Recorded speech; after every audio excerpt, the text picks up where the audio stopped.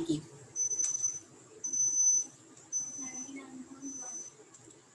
X and Y are the old partners and new partner is Z. तो suppose ये हमारी जो balance sheet है eight the time of the admission of the Z, तो उस समय पर दो चीजें हो सकती हैं। एक तो हमारे कैपिटल साइड पे कोई भी एक्यूमुलेटेड रिजर्व्स हो सकते हैं, जैसे सपोज जर्नल रिजर्व हो गया, कैपिटल रिजर्व हो गया आपका, या फिर प्रॉफिट एंड लॉस का क्रेडिट बैलेंस है। इस तरीके से ये हमारे होते हैं एक्यूमुलेटेड रिजर्व्स, जो अब तक एक्स और वाई ने जो भी प्रॉफिट अर्न किया था उनमें से बचाकर उन्होंने अपने रिजर्व्स क्रिएट किए हुए हैं।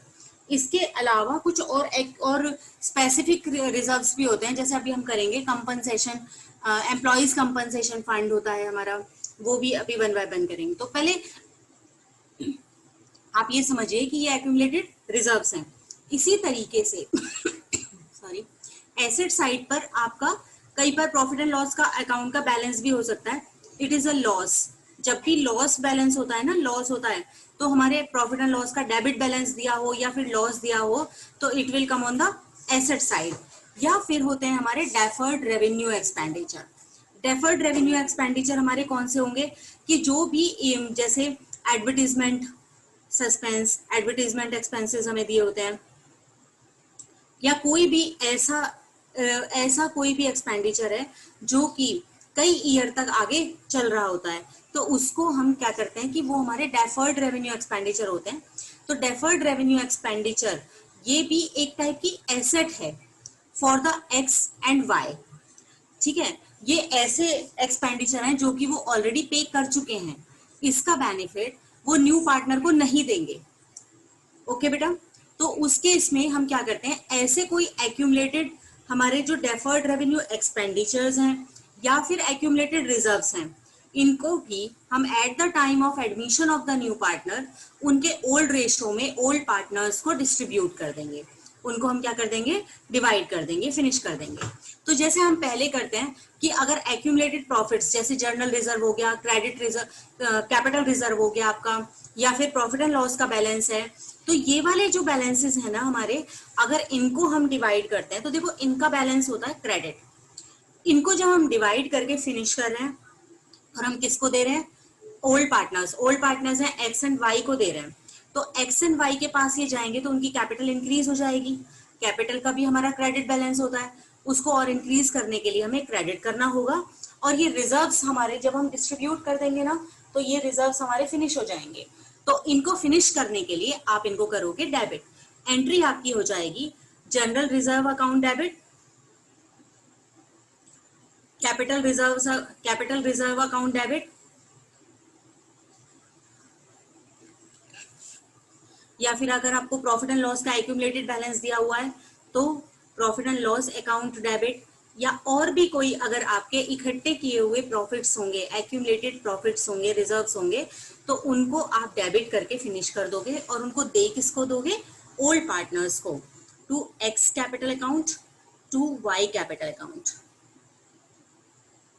ठीक है, इन देयर ओल्ड रेशो, जो भी, क्योंकि अभी तक उन्होंने ही, अगर ये प्रॉफिट हमने रिजर्व ना बनाए होते तो उन्हीं में ही ये वाला जो शेयर है, ये वाला जो प्रॉफिट है, अगर रिजर्व्स बना लिए, नहीं बनाए होते तो उनके ओल्ड रेशो में ही वो आपस में उसको डिवाइड कर चुके होते।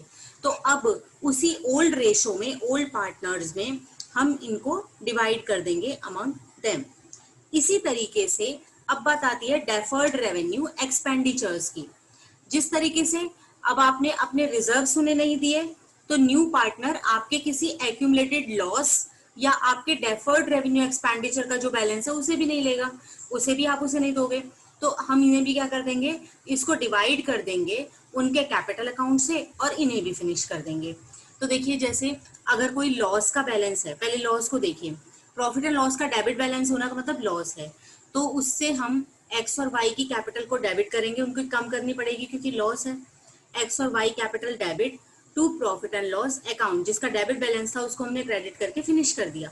ये उनको ओल्ड रेशो में प्रॉफिट एंड लॉसेस को, जो भी लॉस है उसको हमने डिवाइड करके फिनिश कर दिया। इसी तरीके से आपका दूसरी साइड पे होता है डेफर्ड रेवेन्यू एक्सपेंडिचर। इसमें आपके आ जाएंगे पेटेंट्स हो गए, या फिर पेटेंट्स भी आ जाते हैं, और प्रीलिमिनरी एक्सपेंसेस आपको कोई और दे रखे हैं, या एडवर्टीजमेंट सस्पेंस आपको दिया हुआ है। तो इस तरीके के जो एक्सपेंडिचर होते हैं जो आप एक बार में ही पे कर देते हो और जिनका बेनिफिट आपको कई सालों तक मिलता है, तो उनको भी आप फिनिश करोगे, उनके लिए भी एंट्री हो जाएगी X capital account debit, Y capital account debit to जो भी आपके डेफर्ड रेवेन्यू एक्सपेंडिचर्स हैं। जैसे हमने मान लिया एडवर्टीजमेंट सस्पेंस अकाउंट है, तो उसको आप क्रेडिट करके फिनिश कर दोगे। किस में फिनिश करोगे, किस में डिवाइड करोगे, ये अब तक का, क्योंकि न्यू पार्टनर तो अब आ रहा है, बैलेंस शीट की किसी भी आइटम के साथ उसका कोई लेना देना नहीं है जो अब तक है, तो उनको आप ओल्ड पार्टनर्स में ओल्ड रेशो में डिवाइड कर दोगे। ठीक है, आगे देखिए बेटा, क्लियर हो गया ये बात?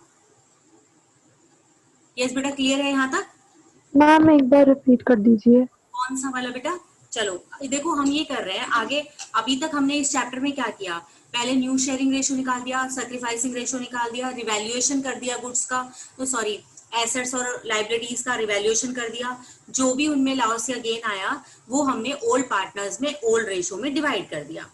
आगे बात आती है कि जो ओल्ड पार्टनर्स की हमें बैलेंस शीट दी हुई है, अगर उस बैलेंस शीट में कोई भी एक्यूमुलेटेड गेन्स या एक्यूमुलेटेड प्रॉफिट्स अगर आपको दिए हुए हैं, तो आप उन्हें भी ओल्ड पार्टनर्स में डिवाइड करके फिनिश करोगे, क्योंकि ना तो बेनिफिट्स का जो एडवांटेज है वो हम न्यू पार्टनर को देंगे, और ना ही जो एक्यूमुलेटेड लॉसेस का डिसएडवांटेज है उसको वो लेना चाहेगा न्यू पार्टनर।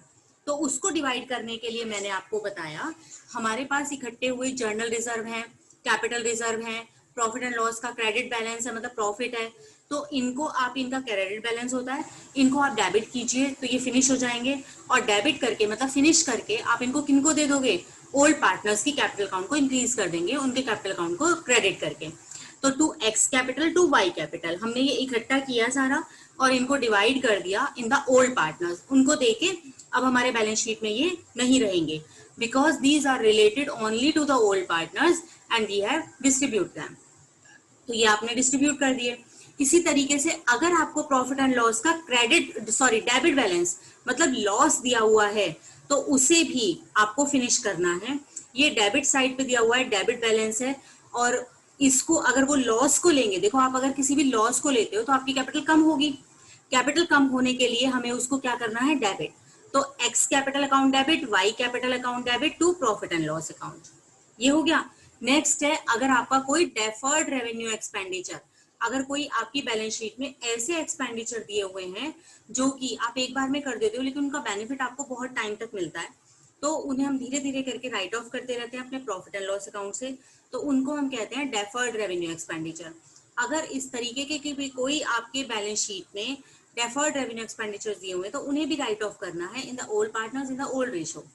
अब अगर जो भी आपने पहले आप उसको बैलेंस शीट में शो कर चुके हो, तो एक तरीके से आपकी बैलेंस शीट में एक एसेट कम हो रही है, एसेट कम होगी तो वो आपकी कैपिटल को कम करेगा एक तरफ से, और एक तरफ से आपकी एसेट्स कम हो जाएंगी।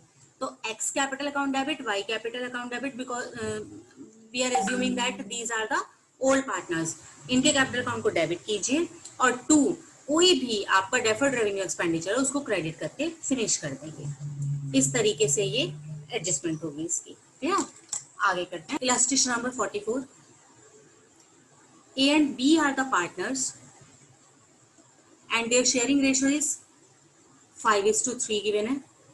C को एडमिट कर रहे हैं for the 1/3 share। On the date of the C's admission, the balance sheet of A and B showed a journal reserve of 60,000। जिस दिन इसका एडमिशन हुआ तो जर्नल रिजर्व हमारे पास था उनकी बैलेंस शीट में 60,000 and balance of ₹20,000 and profit and loss का बैलेंस था, प्रॉफिट एंड लॉस अकाउंट का बैलेंस मींस ये ऐसा अमाउंट है जो कि इन्होंने अपने पिछले सालों के प्रॉफिट्स में से बचा बचा के रिजर्व बनाया है। ये किसने अर्न किया है, केवल ए और बी ने। तो कोई भी न्यू पार्टनर आता है, अगर उसको बिना बांटे हम इनको नहीं बांटते और as it is balance sheet में आ जाएगा, जब as it is balance sheet में आ जाएगा तो जो नेक्स्ट बैलेंस शीट बनेगी that will be relate to A, B and C. तो जितनी भी उस बैलेंस शीट में एसेट्स या लाइब्रेरीज होंगी वो उन सब की होंगी। इसलिए at the time of admission of the new partner, जो भी इस तरीके के शेयर हैं जो कि केवल किसको दिए जाने हैं, ए और बी को, मतलब ओल्ड पार्टनर्स को, तो न्यू पार्टनर के आने पर वो उसे आपस में डिवाइड कर लेते हैं. On the asset side of the balance sheet, pass the necessary entries for the treatment of these items on the cease admission. अब देखिए, जब भी कोई न्यू पार्टनर आएगा तो आप जर्नल रिजर्व को फिनिश करने के लिए, इनका क्रेडिट बैलेंस होता है हमारे सारे रिजर्व्स का, उनको आप फिनिश करोगे तो क्रेडिट बैलेंस है इनका, फिनिश करने के लिए हमने डेबिट करना है. तो general reserve account debit, profit and loss account debit, ये आपने 60,000 लिए और ये आपने 20,000. टू किसको देने हैं, ए और बी को, तो A is capital to B is capital account. ठीक है, 80,000 रुपीज हैं, उनको आप किस में बांट दोगे, ओल्ड रेशो में. ओल्ड रेशो था 5:3, तो 80 को बांटोगे तो 50 एंड 30,000 ये हमने उनको दे दिया. यस बेटा, क्लियर ये? ओह सॉरी, यहाँ पर हमें गिवन है ये 20,000 in the profit and loss account है, पूरा पढ़ना है इसको. On the asset side of the balance sheet, ये जो 20,000 है, दीज आर नॉट प्रॉफिट्स. ठीक है, ये हमारी बैलेंस शीट है. एसेट साइड पर जब प्रॉफिट एंड लॉस होता है ना, तो दैट इंडिकेट लॉस, तो ये लॉस है. हमें इसको केवल जर्नल रिजर्व को डिवाइड करेंगे, तो general reserve account debit to A is capital to B is capital. General reserve हमें 60,000 दिया हुआ है, इसको आप 5:3 में डिवाइड कर दोगे. उसके बाद प्रॉफिट एंड लॉस का डेबिट बैलेंस है, उसको लॉस को करेंगे तो उनकी कैपिटल कम होगी. कम करने के लिए A is capital account debit, B is capital account debit to profit and loss. इस तरीके से आप उन्हें डिवाइड कर दोगे. ये हमें टोटल प्रॉफिट एंड लॉस दिया हुआ है 20,000, ये देखिए डिवाइड करके इन्होंने दिया है 5:3 में डिवाइड करोगे तो इट विल कम 12,500 एंड 7,500. इसी तरीके से ये जो 60,000 जर्नल रिजर्व है उसको भी डिवाइड कर दोगे इन द रेशो 5:3. क्लियर बेटा? क्लियर है यहाँ तक सभी को? अभी फुल फ्लैश क्वेश्चन में ये सारी चीजें एक एक करके आएंगी. उसमें हो सकता है कि हमें new profit sharing ratio, sacrificing ratio, goodwill के लिए एंट्रीज और वो सब कुछ करना पड़े, इसलिए बिट बाय बिट आपको ये एक एक चीज करके समझा रहे हैं. तो अगर कोई भी एक्यूमुलेटेड प्रॉफिट्स या लॉसेस होंगे तो उन्हें भी हमें डिवाइड करना है among the old partners in the old ratio, और फिर उसको इस तरीके से सेटल करना होगा.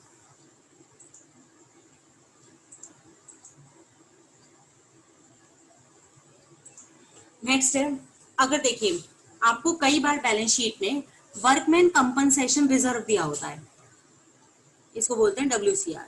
वर्कमैन कंपनसेशन रिजर्व होता क्या है? देखो, हमारी फैक्ट्री एरिया होता है, फैक्ट्री एरिया में बहुत ये इस बात का एक्सपेक्टेशन रहता है कि मशीनरी से काम होता है, इलेक्ट्रिसिटी से काम होता है, तो कोई भी वर्कर जो भी काम करते हैं उस वर्किंग एरिया में, उनके साथ कोई भी बहुत ज्यादा मिस हैपनिंग के चांसेस बहुत ज्यादा रहते हैं. क्योंकि जहाँ पर आप इलेक्ट्रिसिटी के से काम कर रहे हो या बड़े बड़े टूल्स हैं या जो उनकी कटिंग्स निकलती हैं छोटी छोटी, तो कई बार हमारे जो वर्कर्स हैं थोड़ी सी भी अगर नेग्लिजेंसी हो जाए तो वो कई बार हर्ट हो जाते हैं. तो उनको फिर हमें कंपनसेट करना पड़ता है. उनको उसके लिए जो भी कंपनसेशन है उसके लिए कंपनीज क्या करती हैं, एक रिजर्व बनाकर रखती हैं, that is called workman compensation reserve. कि अगर सपोज किसी भी वर्कर के साथ उनको कोई इंजरी होती है या कोई भी मिसहैपनिंग होती है तो उसमें से उसको वो कंपनसेट कर सकें. अब सपोज आपकी बैलेंस शीट है एक्स और वाई की, eight the time of admission of the Z आपके पास जो वर्कमैन कंपनसेशन रिजर्व में पड़े हुए हैं, सपोज 1 लाख रुपए पड़े हुए हैं. ये 1 लाख रुपए eight the time of admission of the Z, अगर आपको ये वर्कमैन कंपनसेशन रिजर्व है, अब हम ये वाली कंडीशन मानते हैं कि अभी जब जेड आया ना तो उस डेट तक हमारे पास कोई भी कंपनसेशन हमें पे नहीं करना. मींस इस वाले रिजर्व के अगेंस्ट जो हमारी लाइबिलिटी है दैट इज 0. आज की डेट में हमारे पास रिजर्व तो है 1 लाख रुपीज, लेकिन जो लाइबिलिटी है दैट इज 0. इस मींस कि ये हमारा एक्स्ट्रा रिजर्व है और इस वाले रिजर्व को बनाया गया है किसके किसके प्रॉफिट में से, जो एक्स और वाई पुराने पार्टनर्स हैं उनके प्रॉफिट्स में से बनाया गया है. So it is a extra profit और it will be accumulated, so it will be divided among the old partners like the other accumulated profits. तो इसके लिए हम इसको डिवाइड करेंगे क्योंकि हमारी लाइबिलिटी उस दिन हमें कोई कंपनसेशन किसी भी वर्कर को नहीं देना, ये हमारा एक्स्ट्रा अमाउंट इस रिजर्व में पड़ा हुआ है. तो इसको अगर आप फिनिश करोगे तो ये कैपिटल को इंक्रीज कर देगा, एक्स और वाई को मिल जाएगा. सपोज एक्स और वाई की जो प्रॉफिट शेयरिंग रेशियो है दैट इज 1:1 इक्वल है वो. तो एंट्री आपकी हो जाएगी workman compensation reserve account debit to X capital and to Y capital. ये जो 1 लाख रुपीज हैं हमने वो डेबिट करके फिनिश किए और किस किस को दे दिए, एक्स को 50,000 दे दिए और वाई को 50,000 दे दिए. इस तरीके से ये करोगे. अब दूसरी कंडीशन हम देखते हैं कि suppose eight the time of the Z admission,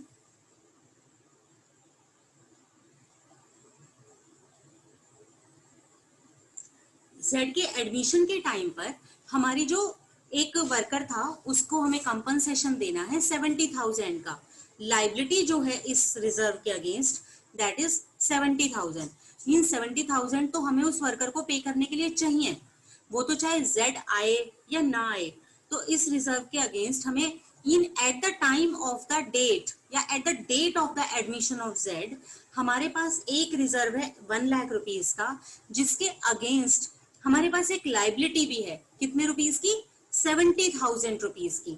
तो यहाँ पर हमारा एक्स्ट्रा अमाउंट कितना हुआ बेटा, that is 30,000 only.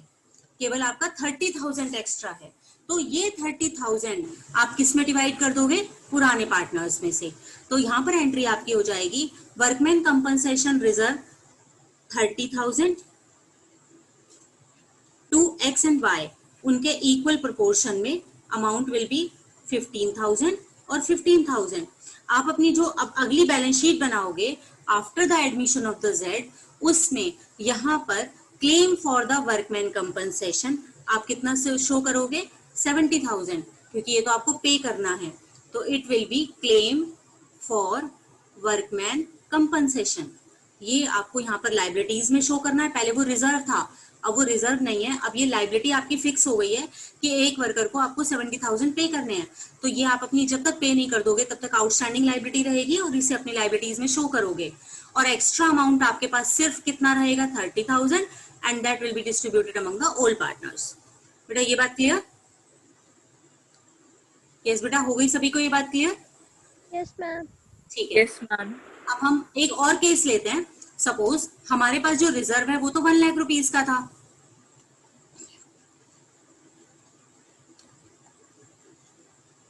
1 lakh rupees का कंपनसेशन और एट द टाइम ऑफ, अब जेड को आप एडमिट कर रहे हो, eight the time of admission of Z जो हमारा कंपनसेशन क्लेम है एक वर्कर को हमें देना है दैट इज इक्वल टू 1,20,000. ठीक है. यहाँ पर हमारी जो लाइबिलिटी है वो कितनी है, 1,20,000, लेकिन उसके लिए हमारे पास रिजर्व है सिर्फ 1 लाख रुपए का. तो इस केस में क्या करोगे, देखो एक्स्ट्रा पैसा तो कुछ है ही नहीं जो कि ओल्ड पार्टनर्स एक्स और वाई को मिलेगा और उनकी कैपिटल को इंक्रीज करेगा, बल्कि हमारे पास एक एक्स्ट्रा लाइबिलिटी है. तो when you will make revaluation account, revaluation account बनाते हैं बेटा हम, उसमें आपको बोला है कि स्टॉक की इतनी वैल्यू को कम कर दो, आपने डेबिट कर दी. फर्नीचर की इतनी वैल्यू को कम कर दो, ये कम कर दी. आपने प्लांट एंड मशीनरी की इतनी वैल्यू को बढ़ा दो, वो आपने क्रेडिट करके बढ़ा दी. उसके साथ ही आपको एक और भी एडजस्टमेंट दी हुई थी कि एक claim for the workman A claim है आउटस्टैंडिंग दैट इज फॉर 1,20,000. तो मींस एक यहाँ पर रिजर्व जो कि आपके पास सिर्फ 1 लाख था, उसके अगेंस्ट लाइबिलिटी है 1,20,000 की. तो एक अनरिकॉर्डेड लाइबिलिटी है 20,000 रुपीज की, उसको आप रिकॉर्ड करोगे. तो यहाँ पर आप करोगे टू क्लेम, क्योंकि एक्स्ट्रा लाइबिलिटी है, to claim for workman compensation 20,000 rupees, ये अपने रिवैल्यूएशन में डाल दोगे. अल्टीमेटली जो रिवैल्यूएशन का नेट लॉस या गेन निकलता है वो भी तो पार्टनर्स में डिवाइड हो जाता है इन देयर ओल्ड रेशो. तो उसी तरीके से ये जो 20,000 रुपीज की लाइबिलिटी है ये भी क्या होगा कि जब हम ये रिवैल्यूएशन अकाउंट को बैलेंस करेंगे तो ये भी डिस्ट्रीब्यूट हो जाएगी, ये भी पे करनी पड़ेगी किसको, एक्स एंड वाई को। ये उन्हीं में एक साथ ही अकाउंट फॉर हो जाएगी, बाकी अदर लॉसेस के साथ। ये वाला जो लॉस है ये भी हमारा यहाँ पर लिखा जाएगा। तो हमने तीनों केसेस कर लिए कि अगर आपके क्लेम वर्कमैन कंपनसेशन के रिजर्व के बराबर है तो क्या होगा, अगर उससे कम है तो, और अगर उससे एक्सेस है तो किस तरीके से करोगे। ठीक है बेटा, अभी इसका प्रैक्टिकल क्वेश्चन करते हैं। अभी तक किसी को डाउट हो इसमें तो बताइए, अगर दोबारा बताना है। ओके बेटा, आगे करते हैं।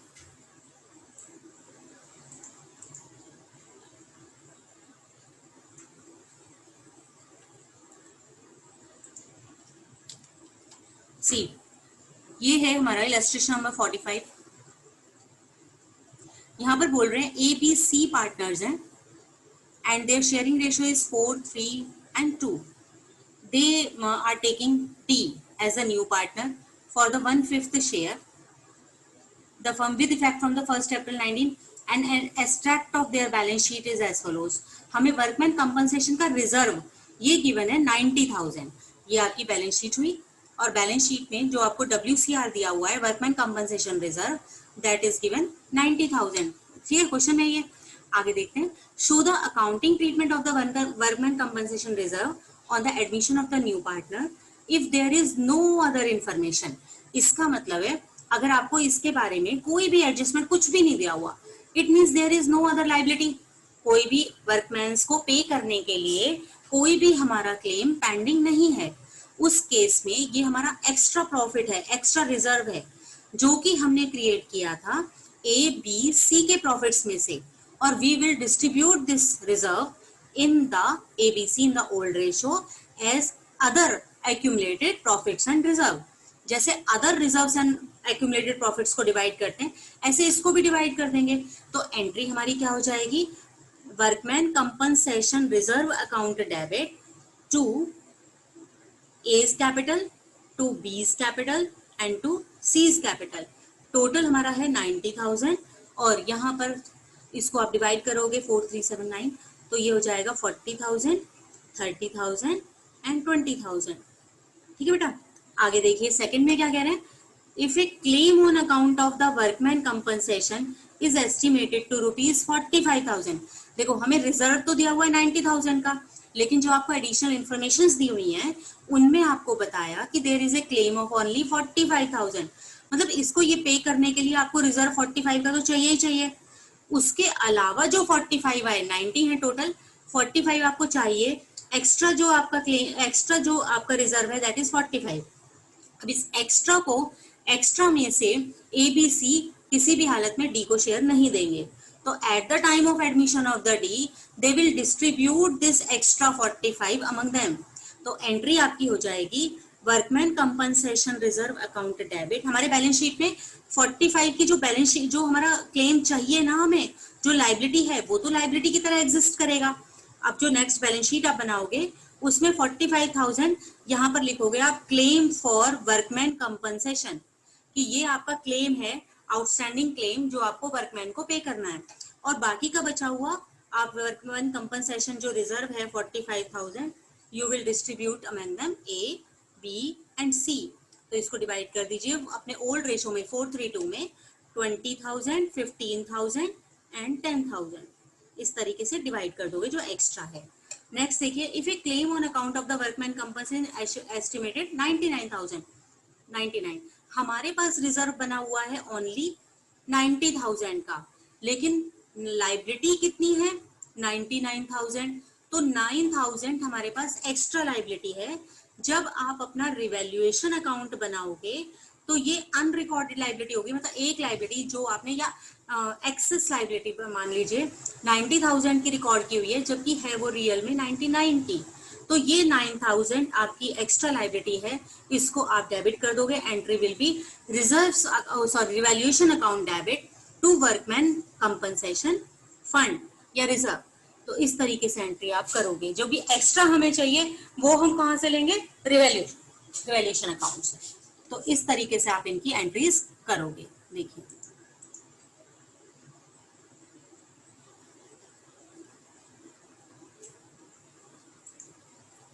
ये जो थर्ड वाला केस है इसको देख लीजिए, वर्कमैन कंपनसेशन रिजर्व हमें दिया हुआ था 90,000 और रिवैल्यूएशन से बाकी का जो बचा हुआ 9,000 है वो आप किससे ले लोगे, रिवैल्यूएशन अकाउंट से 9,000 ले लोगे।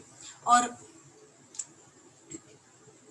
सी ये जो रिजर्व था अब वो हमारा क्लेम बन चुका है, तो इसको आप लाइबिलिटी में कर दोगे, यहाँ पर आउटस्टैंडिंग क्लेम फॉर या फिर provision for the workman compensation claim 99,000। आपने जो एक्स्ट्रा वाला है वो आपने किससे ले लिया, रिवैल्यूएशन से। ये हमें एंट्री बताई हुई है कि जब आप रिवैल्यूएशन को बैलेंस करोगे, रिवैल्यूएशन को बैलेंस करते हैं, अगर सपोज इसके अलावा इस 9,000 के अलावा there is no any other item in the revaluation account, तो ये जो 9,000 है ये आपका लॉस हो जाएगा और ए बी सी तीनों में आप इसको डिस्ट्रीब्यूट कर दोगे। 9,000 यहाँ पर आ गया, 9,000 यहाँ पर आ जाएगा आपका, इसको डिवाइड कीजिए, हमारी रेशो था 5:3, तो इसको डिवाइड करके आपका आ गया 9,000 को आप करोगे 4,000, 3,000 एंड 2,000। तो इसके लिए एंट्री उन्होंने एक बता दिया है, ये एंट्री जो आपको एक्स्ट्रा दी हुई है ये आपको किसके लिए दी हुई है, जो भी रिवैल्यूएशन का लॉस होगा उसको डिस्ट्रीब्यूट करने के लिए। लेकिन जब आप फुल फ्लैश क्वेश्चन करोगे बेटा तो हम जो इसका वर्कमैन कंपनसेशन रिजर्व का ये ट्रीटमेंट करने के बाद जो और भी कोई आइटम्स होंगी तो उन सबको रिकॉर्ड करेंगे, स्टॉक की, प्लांट एंड मशीनरी की, फर्नीचर की, उसके बाद आप रिवैल्यूएशन अकाउंट को बैलेंस करोगे और जो भी नेट लॉस या गेन आएगा उसे ओल्ड रेशो में, ओल्ड पार्टनर्स में डिवाइड कर दोगे। यस बेटा, ये वाला पॉइंट बताइए। अब ये सारा क्लियर हुआ वर्कमैन कंपनसेशन रिजर्व वाला? मैम एक बार थर्ड केस इधर बता दीजिए। देखिए हमारी जो बैलेंस शीट था उसमें आपके पास WCR था ओनली 90,000 और जबकि जो हमें क्लेम पे करना है एक वर्कर को दैट इज 99,000। अब तक हमें क्या करते थे, हमारे पास रिजर्व्स एक्स्ट्रा होते थे, तो वो जो एक्स्ट्रा रिजर्व होते थे ना लाइबिलिटी से ज्यादा, अभी हमारी लाइबिलिटी ज्यादा है, तो ये लाइबिलिटी जो हमारी एक्स्ट्रा होगी इसको हम रिवैल्यूएशन अकाउंट है ना उससे चार्ज कर लेंगे, तो एंट्री हमारी हो जाएगी revaluation account debit to claim for workman compensation. ये हमारा एक्स्ट्रा क्लेम है 9,000 का, ठीक है। ये हमारा था वर्कमैन कंपनसेशन रिजर्व, इसको भी हमें क्लेम में कन्वर्ट करना है अब, क्योंकि ये भी हमारा एक फिक्स्ड क्लेम हो गया, हमें 99,000 करने हैं। तो एक एंट्री आप करोगे, इस रिजर्व को WCR को डेबिट कर दीजिए और उसको कर दीजिए to claim for workman compensation. तो एंट्री इन्होंने मिक्स कर दी, यहाँ पर रिजर्व को फिनिश किया, वर्कमैन कंपनसेशन रिजर्व को फिनिश कर दिया, दूसरा रिवैल्यूएशन को डेबिट कर दिया, 9,000 जो आपको लेने हैं रिवैल्यूएशन को डेबिट कर दिया हमने, और उसका एक 99,000 का एक प्रोविजन बना दिया, प्रोविजन फॉर या क्लेम फॉर भी लिख सकते हो आप यहाँ पर, क्लेम फॉर वर्कमैन कंपनसेशन। ये 99,000 का हो गया। ये जो नेक्स्ट वाली एंट्री आपको दी हुई है दिस वन, तो ये वाली जो एंट्री है ये रिवैल्यूएशन के अकाउंट को जब आप बैलेंस करते हो तो उनमें ABC में बांटेंगे, ओल्ड पार्टनर्स में, ओल्ड रेशो में। अगर सपोज ये जो रिवैल्यूएशन अकाउंट हमने बनाया इसमें और कुछ भी नहीं है तो आप इसे बैलेंस कीजिए, बैलेंस करोगे ये 9,000 आ जाएगा, ये हमारा रिवैल्यूएशन अकाउंट का लॉस आ गया bye partners capital account ABC, उसको आपने डिवाइड किया 432 और इन एंट्री अब जो रिवैल्यू प्रॉफिट या लॉस डिवाइड करने की जो एंट्री होती है वो पास कर दी, एंट्री हो गई एज कैपिटल, क्योंकि लॉस है तो कैपिटल कम होगी, डेबिट होगी, A's capital account debit, B's capital account debit, C's capital account debit to revaluation. ये वाली एंट्री उसकी है लॉस को डिवाइड करने की। आ गया। नेक्स्ट करते हैं, हमारे पास होता है इन्वेस्टमेंट फ्लक्चुएशन रिजर्व या IFF भी बोलते हैं, इन्वेस्टमेंट फ्लक्चुएशन फंड, ये दिया होता है। अब ये क्या चीज है, देखो ये आपकी बैलेंस शीट है, बैलेंस शीट में ये हमारी एसेट साइड और ये हमारी लायबिलिटी साइड, यहाँ पर इन्वेस्टमेंट्स दी हुई है, उनकी कोई वैल्यू दी हुई है, हम ये मानकर चलते हैं कि आपको इन्वेस्टमेंट की वैल्यू 1 लाख रुपीज दी हुई है। यहाँ पर इन्वेस्टमेंट फ्लक्चुएशन फंड दिया हुआ है, सपोज इट इज 20,000। अब पहली बात तो ये होता क्या है, देखो इन्वेस्टमेंट जो करते हैं ना हम, वो बहुत कुछ मार्केट के जो वो होते हैं फैक्टर्स उन पर डिपेंड करती है, तो उनकी वैल्यू में बहुत ज्यादा फ्लक्चुएशंस होती रहती हैं। कभी इन्वेस्टमेंट की वैल्यू ज्यादा हो जाती है और कभी कम हो जाती है। तो जो पार्टनर्स हैं या जो भी फर्म को चला रहे हैं, वो क्या करके रखते हैं, एक इन्वेस्टमेंट फ्लक्चुएशन फंड बना के रखते हैं। मतलब एक प्रॉफिट में से 20,000 रुपए उन्होंने अलग से बचा कर रखे हैं। किस चीज के लिए, कि अगर इस इन्वेस्टमेंट की वैल्यू में कोई बहुत ज्यादा हमारे कम हो जाते हैं, हमारी इस एसेट की वैल्यू, इन्वेस्टमेंट की वैल्यू अगर कम हो जाती है, तो उसको कंपनसेट कर पाए हम अपने इस वाले फंड में से। तो it is called investment fluctuation fund. Basically ये जो इन्वेस्टमेंट है फंड है हमारा, ये बनता किस में से है, suppose A B are the old partners and C is the new partner.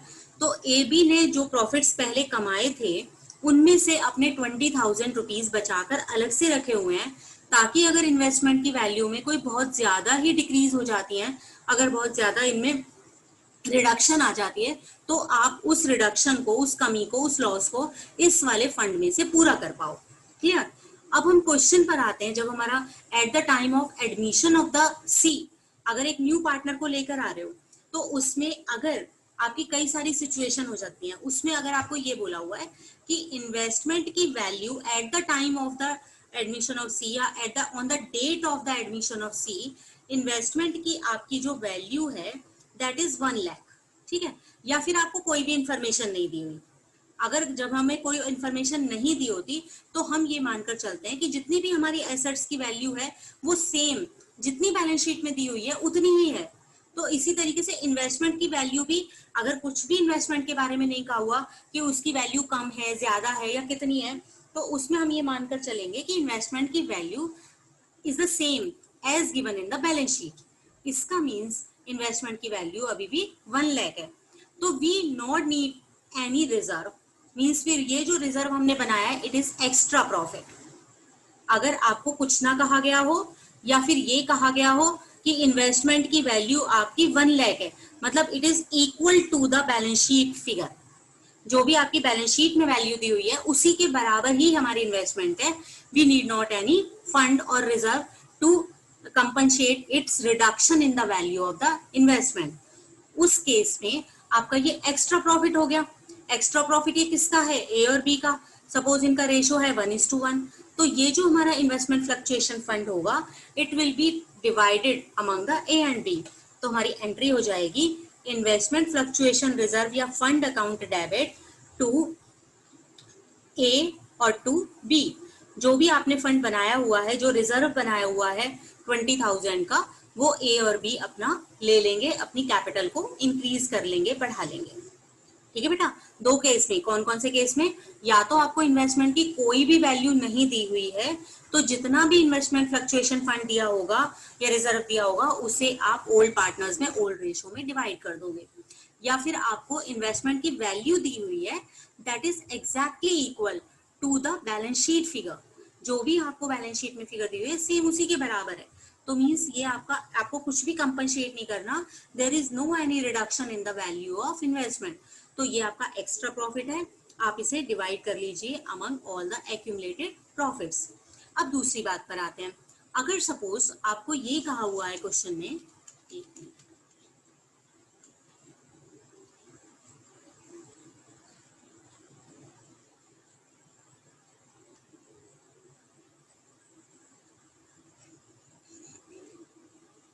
Yes, अब हमारे पास है इन्वेस्टमेंट 1 लाख की और इन्वेस्टमेंट फ्लक्चुएशन फंड है 20,000 के। आपको एडिशनल इन्फॉर्मेशन में ये कहा हुआ है कि जो आपकी इन्वेस्टमेंट की वैल्यू है, इन्वेस्टमेंट की वैल्यू है 90,000 सपोज, यानी कि जो वैल्यू दी हुई है उससे कम है। ठीक है। तो अगर ये वैल्यू इन्वेस्टमेंट से कम है तो आपको लॉस कितना करना है। अगर सपोज हमको ये इन्वेस्टमेंट, आप एक बात मानिए कि ये जो इन्वेस्टमेंट फ्लक्चुएशन फंड है ना, ये आपको नहीं दिया हुआ क्वेश्चन में। जब पहले सिंपल क्वेश्चन होते थे तो उसमें आप क्या करते, इस केस में कि आपको इन्वेस्टमेंट की वैल्यू यहाँ पे 1 लाख दी हुई है और एडिशनल इन्फॉर्मेशन में बोला है कि इसकी जो मार्केट वैल्यू है eight the time of admission of see it is 90,000, तो आप रिवैल्यूएशन अकाउंट बनाते और ये जो 10,000 का लॉस है, आपकी 10,000 दी हुई है जबकि उसकी रियल वैल्यू 90,000 है, 10,000 को आप रिवैल्यूएशन से यहाँ पे चार्ज कर लेते, उससे कम कर लेते। लेकिन जब हमें 20,000 का एक फंड बनाया है ना, तो फिर आपकी entry revaluation account debit to investment नहीं होगी, ये 10,000 ये नहीं होगी। ये जो 10,000 रुपीज का रिडक्शन है in the value of investment, you will take it in from the investment fluctuation reserve या फंड से लोगे, तो हमारी एंट्री हो जाएगी, नॉट रिवैल्यूएशन को डेबिट नहीं करोगे, investment fluctuation fund account debit to investment. ठीक है बेटा, एक तो एंट्री आप ये वाली करोगे, investment fluctuation fund account debit to investment. अब जब जैसे ही हमने 10,000 रुपीज यहाँ से ऐड डेबिट कर दिए, मतलब कि ये जो लॉस था हमने इन्वेस्टमेंट फ्लक्चुएशन फंड से चार्ज कर लिया, तो हमारे पास एक्स्ट्रा प्रॉफिट कितना बचा, हमें इस 20,000 में से वैल्यू कितनी कम हुई है, केवल 10,000, हमें केवल 10,000 की जरूरत है। एक्स्ट्रा प्रॉफिट्स अभी भी एक्स्ट्रा फंड्स आपके कितने हैं, 10,000। तो सबसे पहली बात तो ये जो रिडक्शन हुई है उसको आप चार्ज करोगे from the investment fluctuation fund, तो उसके लिए एंट्री आपने कर दी investment fluctuation fund account debit to investment. और दूसरा ये जो एक्स्ट्रा इन्वेस्टमेंट फ्लक्चुएशन फंड बचा है इसको ए और बी आपस में बांट लेंगे, तो एंट्री हो जाएगी investment fluctuation fund account debit to A's capital और टू बीज कैपिटल अकाउंट। ये 10,000 आप क्या करोगे, यहाँ पर 5,000 सपोज उनका इक्वल है, ये 5,000 आपने बांट लिए। अब जब बैलेंस शीट बनाओगे ना अगली वाली, तो यहाँ पर फंड तो आपका बिल्कुल फिनिश, क्योंकि 10,000 तो आपने यूज कर लिया इन्वेस्टमेंट्स की वैल्यू बढ़ाने के लिए, और 10,000 को इन दोनों ने आपस में बांट लिया। तो इन्वेस्टमेंट फ्लक्चुएशन फंड आप कुछ नहीं दिखाओगे, और यहाँ पे इन्वेस्टमेंट्स की जो वैल्यू है वो आपकी कितनी हो जाएगी, यस यहाँ पर 1 लाख हैं। यहाँ पर आपको बैलेंस शीट में इन्वेस्टमेंट्स की वैल्यू दी हुई है 1 लाख, इन्वेस्टमेंट फ्लक्चुएशन फंड की वैल्यू दी हुई है 20,000, और हम आए एडिशनल इंफॉर्मेशन पे। एडिशनल इंफॉर्मेशन में आपको इन्वेस्टमेंट्स की वैल्यू दी हुई है। अच्छा एक और चीज करते हैं, इन्वेस्टमेंट की वैल्यू सपोज 80,000 दी हुई है, ठीक है, तो हम पहले एंट्री करते थे रिवैल्यूएशन अकाउंट से हम चार्ज कर लेते थे, लेकिन देखो हमारे पास 1 लाख रुपीज है, यहाँ पर 20,000 तक का लॉस तो हम अपने फंड से ही बियर कर सकते हैं। इन पर हमें कितना लॉस हो रहा है, 1 लाख की वैल्यू है जिस चीज की, उसकी रियल वैल्यू हमें बता रखी है कि 80,000 है, तो हमें अपनी इन्वेस्टमेंट की वैल्यू कितनी हमारी रिड्यूस हो गई, 20,000। उतने के लिए हमने क्या बनाया हुआ है, यहाँ पर फंड बनाया हुआ है। तो इस केस में सिर्फ आप क्या करोगे, एक एंट्री पास करोगे, investment fluctuation fund account debit to investments. पूरे 20,000 आपने कम कर दिए, ठीक है। अब जब लास्ट वाली बैलेंस शीट बनाओगे, बैलेंस शीट में से इन्वेस्टमेंट फ्लक्चुएशन फंड जो रहेगा वो आपका 0 हो जाएगा, कुछ नहीं क्योंकि हमने वो यूज कर लिया, और इन्वेस्टमेंट की वैल्यू जो आपको अब मार्केट वैल्यू दी हुई है 80,000, उसमें से मींस दोनों में से आपने इसमें से भी 20,000 लेस कर दिए, जो रियल वैल्यू है मार्केट वैल्यू 80,000 वो शो कर दोगे, और इसमें से भी माइनस करके उसको इन्वेस्टमेंट को आपने वहां से कंपनसेट कर लिया, ठीक है, इस तरीके से करोगे। अब हम एक और केस करते हैं, उसमें सपोज आपको इन्वेस्टमेंट की वैल्यू जो है 120 दी हुई है, 1,20,000, मतलब जितनी हमारी बुक वैल्यू है उससे ज्यादा दी हुई है, तो क्या करोगे।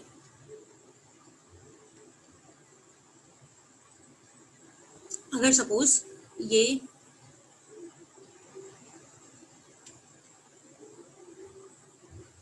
यहाँ पर इन्वेस्टमेंट की वैल्यू आपको गिवन है 1,20,000, तो उस केस में हमें इस फंड की तो कोई जरूरत ही नहीं है, बल्कि हमारे पास और एक्स्ट्रा हमारी जो इन्वेस्टमेंट है जिसको हमने केवल 1 लाख का दिखाया हुआ है उसकी वैल्यू है कितनी, 120। तो ये तो पूरा का पूरा ये क्या है, एक्स्ट्रा, इसकी हमें जरूरत ही नहीं है। इसको हम ए और बी में बांट देंगे, ए और बी का रेशो था 1:1। इसको पहले इसका करते हैं, इन्वेस्टमेंट फ्लक्चुएशन फंड को डेबिट कीजिए, investment fluctuation fund account debit to A और टू बी। इस ये जो 20,000 का एक्स्ट्रा हमने रिजर्व बनाया हुआ है उसको ए और बी आपस में बांट लिया, ए और बी ने।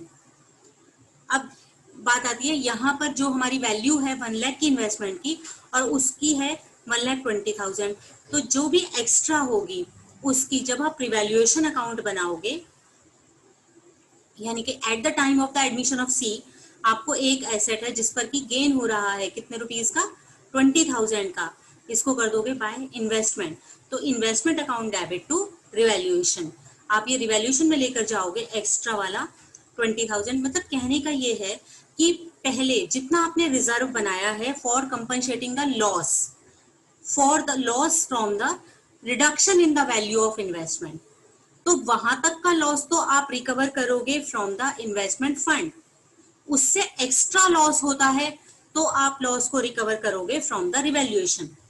सेम अगर आपको गेन होता है, मतलब आपकी इन्वेस्टमेंट की वैल्यू बढ़ जाती है, तो सीधे सीधे आप उस गेन को पहुंचा दोगे इन द रिवैल्यूएशन अकाउंट।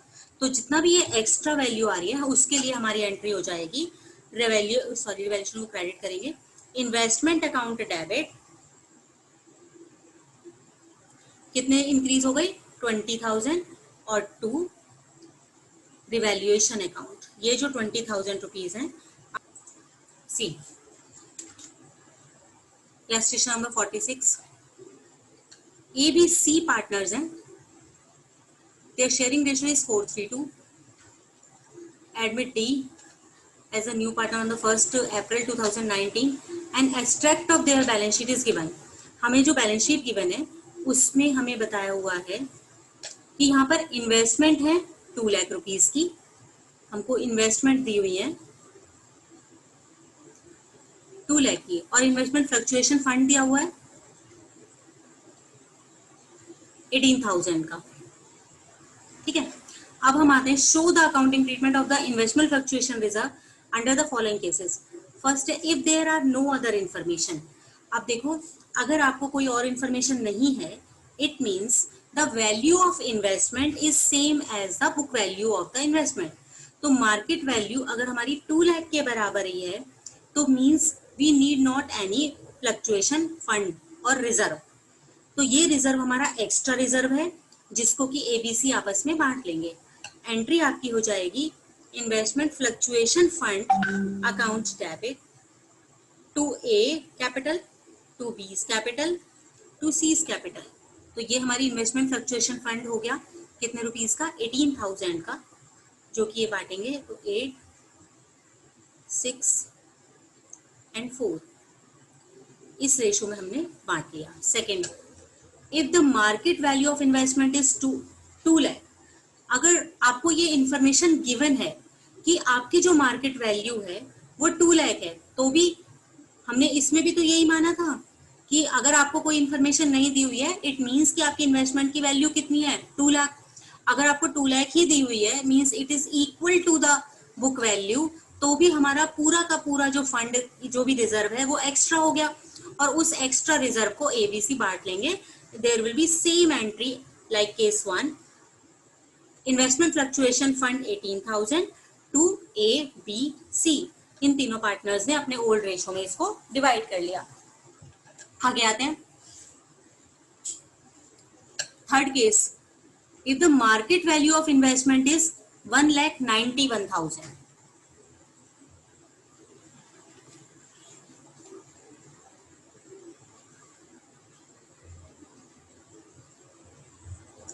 देखिए हमें बैलेंस शीट में दिया हुआ है इन्वेस्टमेंट फ्लक्चुएशन फंड 1,80,000 और इन्वेस्टमेंट 2 लाख की, और एडिशनल इंफॉर्मेशन में आपको दिया हुआ है कि जो इन्वेस्टमेंट की वैल्यू है वो 191 रह गई है, मींस इसमें कितने रिडक्शन हो गई, 9,000 रुपीज उसकी वैल्यू कम हो गई है। अब ये जो इन्वेस्टमेंट फ्लक्चुएशन फंड है 18,000 का, उसमें से ये 9,000 हम पहले रिकवर करेंगे, ये वाले 19,000, और हमारे पास 9,000 क्या बच जाएगा, एक्स्ट्रा प्रॉफिट। तो इस एक्स्ट्रा प्रॉफिट को आप क्या करो, पहले तो आप ये कर लीजिए, ये जो एक्स्ट्रा वाला प्रॉफिट है इसको डिवाइड कर दीजिए अमंग द ABC। तो investment fluctuation fund account debit to A, to B and to C, 9,000 जो एक्स्ट्रा था उसको हमने डिवाइड कर दिया, तो ये हो गया 4, 3 एंड 2। अब एक एंट्री, इसमें से जो 9,000 का जो फंड बचा था, जो रिडक्शन था, वो हमें किसको दे देना है, इन्वेस्टमेंट की वैल्यू को कम कर देना है उससे। तो एंट्री हो जाएगी यहाँ पर इन्वेस्टमेंट फ्लक्चुएशन रिजर्व या fund account debit 9,000 to investments, investment की जो लॉस हुआ है ना उसको हमने इस रिजर्व से रिकवर कर लिया।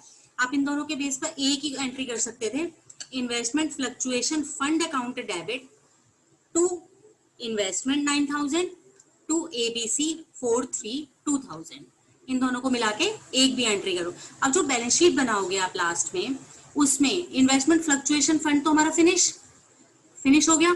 9000 से तो हमने इन्वेस्टमेंट का जो 9000 की वैल्यू कम हुई थी उसको रिकवर कर लिया, और जो बाकी के 9000 है उसको एबीसी में डिवाइड कर दिया। तो फंड तो आप फिनिश कर दोगे, और जो इन्वेस्टमेंट की वैल्यू है वो हमारी 91 जो कि मार्केट वैल्यू दी हुई है उसके बराबर आ जाएगी। इस तरीके से शो कर दोगे।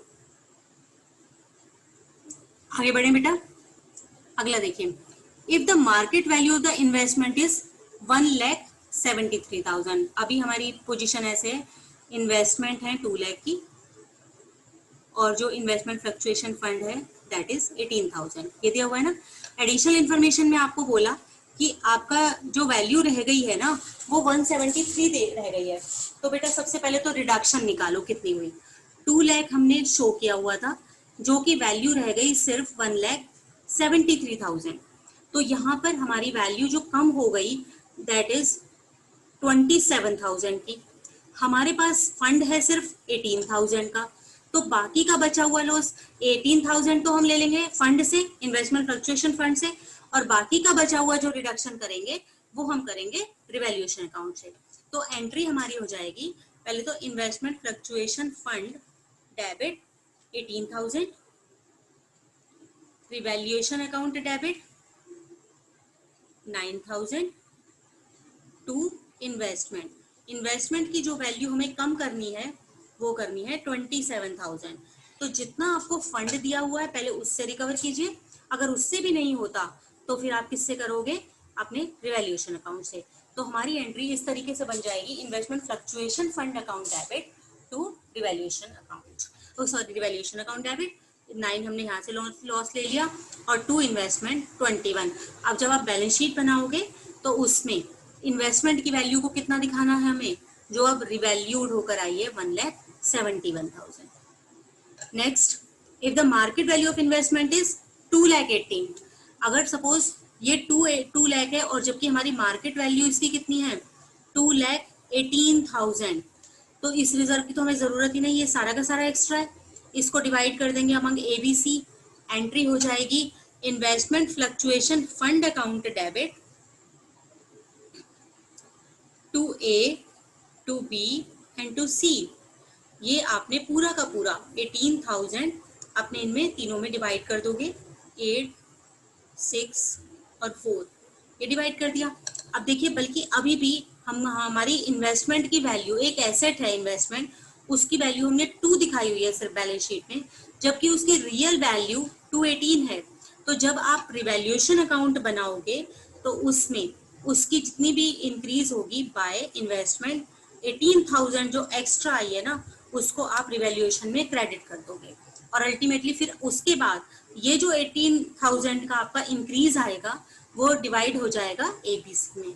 तो एंट्री हो जाएगी यहाँ पर revaluation account debit to A's capital to B's capital to C's capital, जो हम प्रॉफिट को डिवाइड करने की एंट्री लास्ट में करते हैं। पर पहले आपको ये चीज ध्यान रखनी है कि जो इन्वेस्टमेंट के लिए होगा वो आप कैसे करोगे,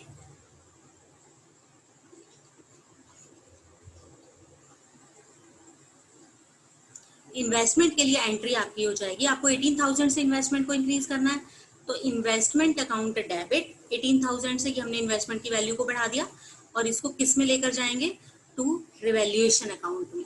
ये प्रॉफिट हम ट्रांसफर कर देंगे रिवैल्यूएशन अकाउंट में। यस बेटा, अब बताइए ये सारे केसेस आपको हुए क्लियर, क्योंकि क्वेश्चन में ना जब हमारा फुल फ्लैश क्वेश्चन आएगा तो उनमें से कोई एक ही पॉइंट होगा, लेकिन हमें कोई भी तरीके की ना कंफ्यूजन नहीं होनी चाहिए कि हम इसे कैसे सॉल्व करें। ठीक, तो आपको उसको थर्ड पॉइंट बता दीजिए। Third point, okay. Third point में देखो, इन्वेस्टमेंट अभी आपके पास है 2 लाख रुपीस की, और जो रिजर्व है दैट इज 18,000 का, ये है ना। थर्ड में बोल रहे हैं कि जो मार्केट वैल्यू है 191 है, इसकी वैल्यू कितनी कम हो गई बेटा, 9000। तो ये जो 9000 की इसकी वैल्यू कम हुई है, ये हम, अगर हमारे पास कोई रिजर्व नहीं होता है तो हम सारा का सारा इस लॉस को, इस वैल्यूएशन में जो कमी आ गई है उस लॉस को हम चार्ज कर लेते हैं रिवैल्यूएशन अकाउंट से। लेकिन अभी जबकि हमारे पास इन्वेस्टमेंट फ्लक्चुएशन रिजर्व है, तो हम ये वाला लॉस, ये वाला जो वैल्यू में कमी आई है उसको चार्ज करेंगे इन्वेस्टमेंट फ्लक्चुएशन रिजर्व से। तो एंट्री हो जाएगी आपकी investment fluctuation reserve account debit to investment. हमने इससे इन्वेस्टमेंट की वैल्यू जो 9000 की कमी आई है ना, उसको हमने 9000 को यहाँ पर चार्ज कर लिया। अब ये रिजर्व देखिए हमारे पास बना हुआ था 18 का, जबकि हमारी eight the time of the admission of the new partner आपकी इसकी जो वैल्यूएशन में हमको चार्ज करना है, जो लॉस रिकवर करना है, दैट इज ओनली 9000, क्योंकि हमारी इन्वेस्टमेंट में केवल कितना लॉस आया है, 9000 का। जो बचा हुआ 9000 है, that is extra profit, extra reserve, that is maintained out of the profits of ABC. ठीक है, तो ये जो एक्स्ट्रा वाला 9 आया है इसको एबीसी आपस में बांट लेंगे। एंट्री हो जाएगी आपकी investment fluctuation reserve account debit to A to B to C. ये जो 9000 बचा इसको आप इनको डिवाइड कर लीजिए, क्लियर? या इन दोनों के बेस पर आप एक ही एंट्री कर सकते थे, investment fluctuation reserve account debit to investment. Total आपका जो फिनिश होना है रिजर्व दैट इज 18000, उसमें से इन्वेस्टमेंट की वैल्यू हुई कम 9000, बाकी का जो था वो एबीसी में डिवाइड हो गया। तो जितना भी ये डिवीजन करके आएगा 4 जो भी उनका रेशो था 4:3, उसमें आप यहाँ पर उनको डिवाइड करके लिख दोगे। हुआ बेटा क्लियर? Yes ma'am. आगे मैम केस 5 भी एक बार रिपीट कर दो। ठीक है,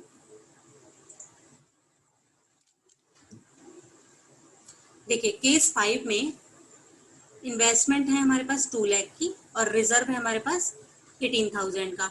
एडिशनल इंफॉर्मेशन में आपको बताया हुआ है कि जो वैल्यू है दैट इज 2,18,000। हमको ये जो फंड होता है, इन्वेस्टमेंट फ्लक्चुएशन फंड जो होता है, वो होता है टू रिकवर या to compensate the loss, the reduction in the value of investment. लेकिन यहाँ पर हमारी कोई वैल्यू में कमी नहीं आ रही है, बल्कि हमारी जो इन्वेस्टमेंट की वैल्यू है वो 18,000 से और इंक्रीज हो गई है, इसलिए हमें इस रिजर्व की जरूरत ही नहीं है, हमको कोई कम नहीं हो रही है वैल्यू। तो ये जो है ये सारा का सारा एक्स्ट्रा रिजर्व है विच इज नॉट रिक्वायर्ड। तो इस रिजर्व को एबीसी आपने पुराने रेशो में बांट लेंगे। एंट्री आपकी हो जाएगी investment fluctuation fund account debit to A to B और टू सी।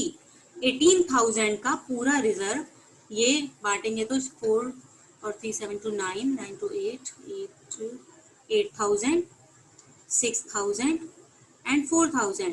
तो ये इस तरीके से डिवाइड कर लेंगे। अब बात आती है इसमें जो इन्वेस्टमेंट की वैल्यू में जो इंक्रीज हुआ है ना, वो जब आप रिवैल्यूएशन अकाउंट बनाते हो तो उस केस में कोई भी अगर एसेट्स की वैल्यू इंक्रीज होती है, मतलब फर्म को प्रॉफिट होता है, तो उसको हम क्रेडिट कर देते हैं। तो ये आ जाएगा बाय इन्वेस्टमेंट। इस वाले गेन को आप अपने रिवैल्यूएशन में क्रेडिट कर दोगे और बाद में पार्टनर्स में डिवाइड कर दोगे। तो इसके लिए एंट्री आपकी हो जाएगी इन्वेस्टमेंट्स अकाउंट डेबिट इन्वेस्टमेंट की कितनी इंक्रीज हुई है, कितना डेबिट करना है, 18,000 टू रिवैल्यूएशन अकाउंट। 18,000 हमने कहाँ ट्रांसफर कर दिया, जो प्रॉफिट हुआ है, जो उनकी वैल्यू में इंक्रीज हुआ है, उसको हमने रिवैल्यूएशन को क्रेडिट कर दिया उससे।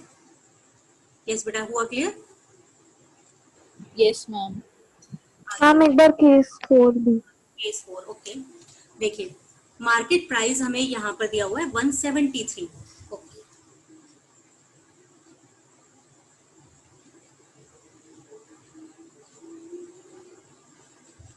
रेशो हमें गिवन है 6:3:1। They decide to take S into the partnership and उनका जो न्यू रेशो रहेगा PQRS का न्यू रेशो रहेगा 3:3:3 and 1। They also decide to record the effect of the following without affecting their books of values and their book values and by passing a single adjustment entry. देखो वो क्या कह रहे हैं कि अगर अभी तक हमने पीछे देखा था कि अगर accumulated profits या accumulated losses दिए हुए हैं ना, उनको हम ओल्ड रेशो में ओल्ड पार्टनर्स में डिवाइड करके फिनिश कर देते थे because they only relate to the old partners. लेकिन इस प्रेजेंट क्वेश्चन में हमें क्या कहा हुआ है कि ये जो जर्नल रिजर्व, कंटिजेंसी रिजर्व, ये जितने भी रिजर्व्स दिए हुए हैं ना, ये हमारे अगली बैलेंस शीट में, आने वाली बैलेंस शीट में बिल्कुल सेम रहने चाहिए, इनमें कोई अंतर नहीं आए. मतलब जनरल रिजर्व हमें 180 का ही शो करना है और यहाँ पर प्रॉफिट एंड लॉस अकाउंट है वो भी इतने का ही शो करना है, एडवर्टीजमेंट सस्पेंस में भी इतने ही आने चाहिए. ये सारे के सारे ना हमें ऐसे ऐसे आने चाहिए. अगर ये एज इट इज दूसरे आगे की बैलेंस शीट में पहुंच जाते हैं तो इसका मतलब जो न्यू पार्टनर एस है ना, वो भी उनमें उतने का ही मतलब शेयर गेट करेगा, जबकि वो पुराने पार्टनर्स ये चाहेंगे नहीं. तो उसके लिए हम क्या करते हैं, एक एडजस्टमेंट एंट्री बनाते हैं. एडजस्टमेंट एंट्री कैसे बनाते हैं कि देखो सबसे पहले आप इफेक्ट देखिए कि किस पार्टनर को कितना मिलना है. ये जर्नल रिजर्व है हमारे पास 1,80,000 का, कंटिजेंसी रिजर्व है 30,000 का, प्रॉफिट एंड लॉस का बैलेंस है 90,000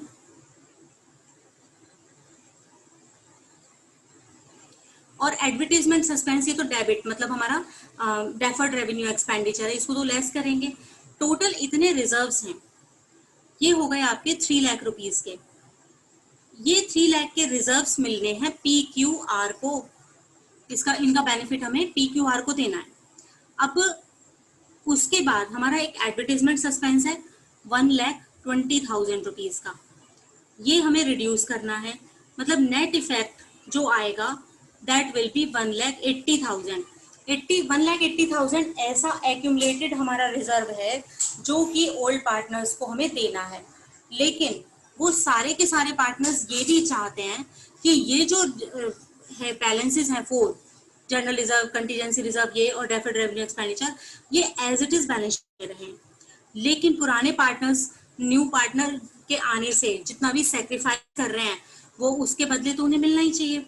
तो इस तरीके की एडजस्टमेंट एंट्री में जब आप एज इट इज उन वैल्यूज को एज इट इज रखते हो तो उस केस में हम क्या करते हैं कि एक एडजस्टमेंट एंट्री बनाते हैं.